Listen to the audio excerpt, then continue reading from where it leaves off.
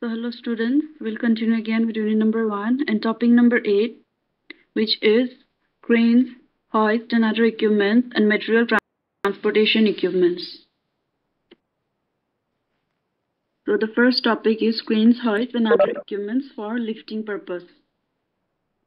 Types of hoisting equipment in construction. The hoisting is the lifting of the material against gravity and may be done with a wide range of equipment, from the small hand-operated simple screw or hydraulic jack in order to modern high-power cranes and elevators. Hoisting is lifting a weight from one location and moving it to another location which is at a reasonable distance. Big projects such as the construction of dams, industrial buildings, etc. require hoisting equipment. Hoisting equipment includes jacks, winches, chain hoists, and cranes.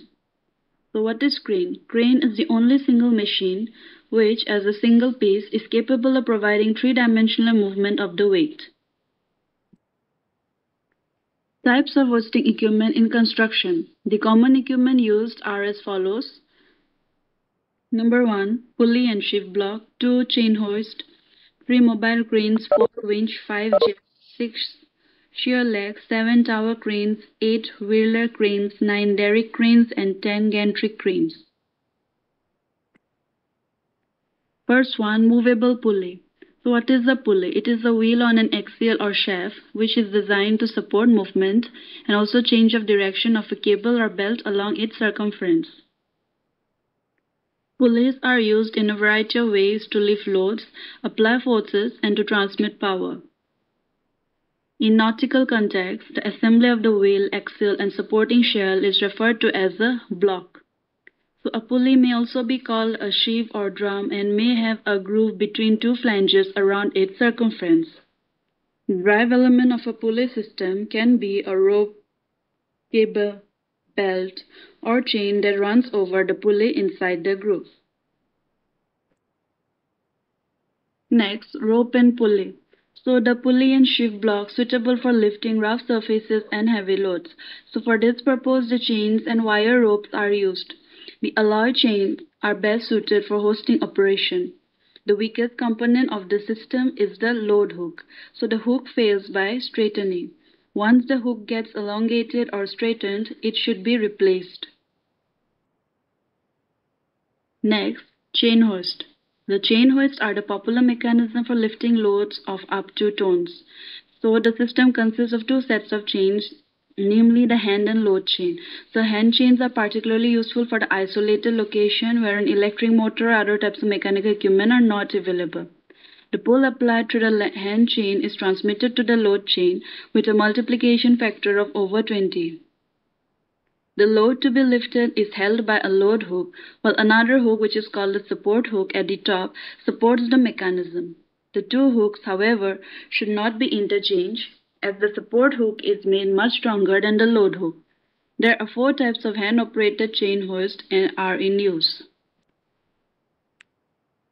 Differential, screw-geared, spur-geared, and pull lifts. The first one in this picture on the extreme left is differential, second one in yellow is screw-gear, third one is spur-geared, and the fourth one is pull lift.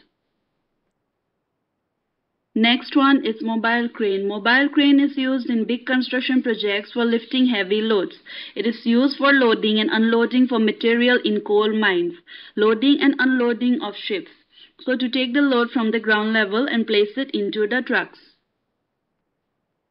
Next, electric winch. A winch is a mechanism in the shape of a cylinder or drum over which rope or chain is wound. So if a winch is used only for raising and lowering, it is sometimes referred to as hoist. So the winches are of two types, hand winches and power winches. Next, tower crane. These are the crane of swing job type and are mounted on high steel towers. The height of the tower may be 25 to 30 meters, and these cranes are found to be suitable in the construction of tall buildings in congested areas. The ground area required for such cranes is very small. This crane is a combination of stationary and mobile units. This combines the advantages of a long boom of derrick crane and mobility of the mobile crane. The rotating structure has an outer framework. The boom is attached to the front end of the framework. The counterweight is provided at the rear end. On the diagonally opposite corners of the base, two separate motors are provided which gives movement to the center shaft. The tower crane can be seen in Guwahati near the Dispur Last Gate. I think everyone has seen that. Next, derrick crane. The derrick cranes are of two types, namely guy derrick and stiff leg derrick. The guy derrick consists of a vertical mass. This mass is supported by the number of guys and can revolve around 360 degrees. For revolving, the radius of revolution should be such the revolving structure is not obstructed by the guy wires. The power is supplied by a diesel engine or by an electric motor. A typical derrick crane is illustrated in the following figure. This derrick can be constructed up to 200 tons capacity. So in stiff leg type derricks, the guy wires are replaced by truss structure. This type of derricks is suitable for loads from 10 to 50 tons. Next, overhead gantry crane. The gantry cranes or overhead cranes are the indispensable machines in factories and workshops. In large workshops, there are separate machines for fabrications or repairs of the machine parts. The machine or the components which are to be repaired can be transferred to the place of fabrication or assembly in continuation or assembly with the help of gantry cranes. Hoisting equipment assists in the lifting and positioning of large heavy loads in a variety of industries, including automotive, chemicals, commercial printing, manufacturing, newspaper, paper, steel, warehousing, and distribution. Hoisting equipment provides a variety of benefits. Number one, customizable. Hoisting equipment can be customized with below the hook attachments and effectors or specialized tooling to handle a diverse variety of products and loads. Number two, ergonomics. By doing the heavy lifting, hoisting equipment takes the strain of operators, reducing fatigue and lowering the risk of injury. Number three, flexible. Hoisting equipment can be easily refitted for longer lifting capability. Next, equipment for transportation of materials. Transport equipment is used to move material from one location to another, example, between workplaces, between a loading dock and a storage area, etc. That is within a facility or a site. So cranes are the variable part plus restricted area when it follows industrial trucks, that is variable part plus unrestricted area, followed by conveyors, and conveyors are the fixed part. Next, the major subcategories of transport equipment are conveyors, equipment used to move materials over a fixed path between specific points, cranes, equipment used to move materials over variable paths within a restricted area, and industrial trucks, equipment used to move materials over variable paths with no restrictions on the area covered by the movement, that is unrestricted area, as we have already seen in the figure earlier. So last one is D, no equipment. Material can also be transported manually using no equipment. So that's all for this lecture. Now we'll see some videos. At the same time, you can give your attendance in the chat box with your name and enrollment ID.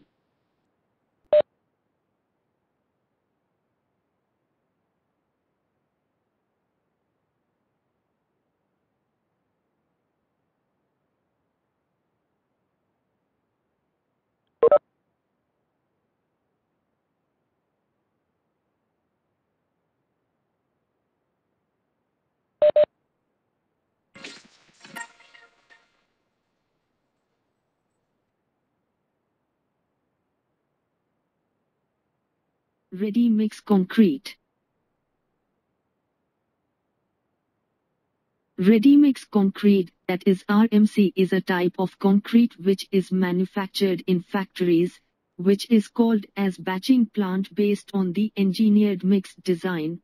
The mixed concrete is brought to the construction site by truck mixers or transit mixer.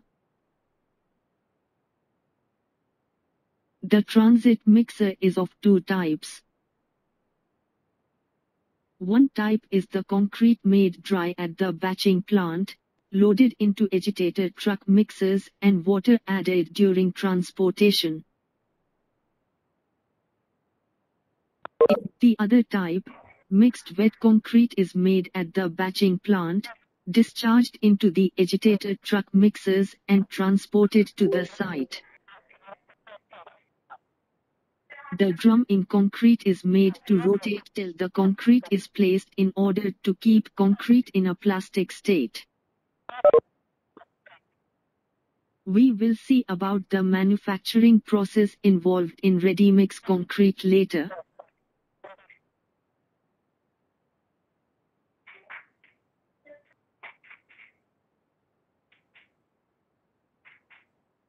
It allows speedy construction through programmed delivery at site, mechanized operation with the acceptable economy. Usage of RMC reduces the labor cost and site supervising cost.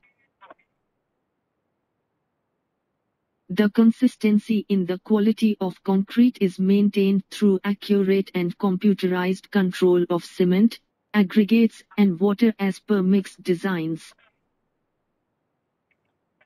Usage of RMC also reduces the wastage of raw materials during storage. The main disadvantages of RMC are it requires special formwork arrangements since the movement of concrete through pumps can cause vibrations. And, if the transit mixer is in not proper condition, there is a chance in the loss of quality of concrete. Recent times for large construction works, a small batching plant is set near the construction site where transit mixers may not require. Thank you for watching. Stay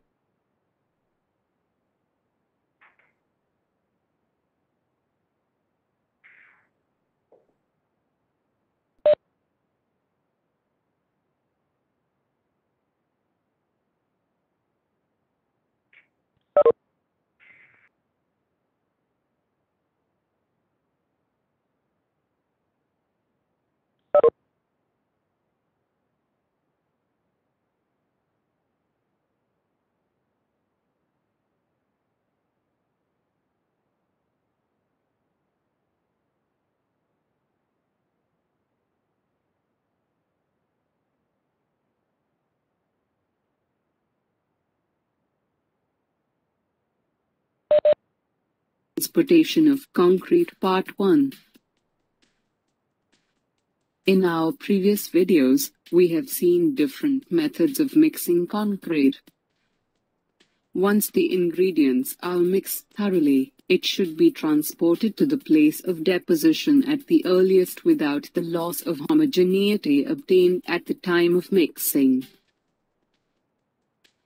There are different methods adopted for transporting concrete depend upon the size of the work, the importance of the job, the distance of the deposition place from the mixing place, and the nature of the train.